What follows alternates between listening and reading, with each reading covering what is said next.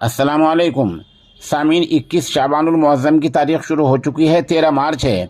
ख़बर का उन्वान है, क्या अल्लाह बहरा है? अल-अयाज़ु बिल्लाह, हम इस अल्लाह की पनाह मांगते हैं।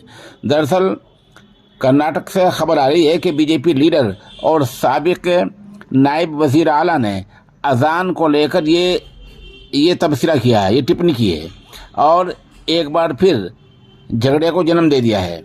साबिक नायब वज़ीर आला ईश्वरप्पा ने अज़ान के लिए लाउड स्पीकर के इस्तेमाल को लेकर ये बेजा तबसरा किया है कि क्या अल्लाह बहरा है? उसे बुलाने के लिए लाउड स्पीकर का इस्तेमाल करने की ज़रूरत है? भाजपा लीडर के इस तबसरे से अज़ान पर बहस में एक नया झगड़ा पैदा हो गया है। ये बयान उस वक्त सामने आया जब बीजेपी लीडर के.एस. ईश्वरप्पा एक जनसभा को खिताब कर रहा था। तभी पास की एक मस्जिद से अज़ान की आवाज़ आई।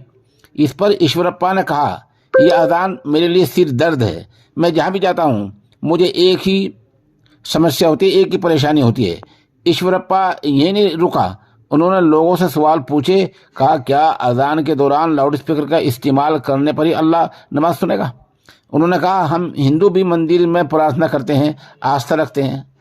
सवाल ये है, क्या बीजेपी लीडर को ये नहीं पता कि अज़ान अल्लाह के लिए नहीं होती है? अज़ान तो बंदों को नमाज के बुलाने के लिए हुआ।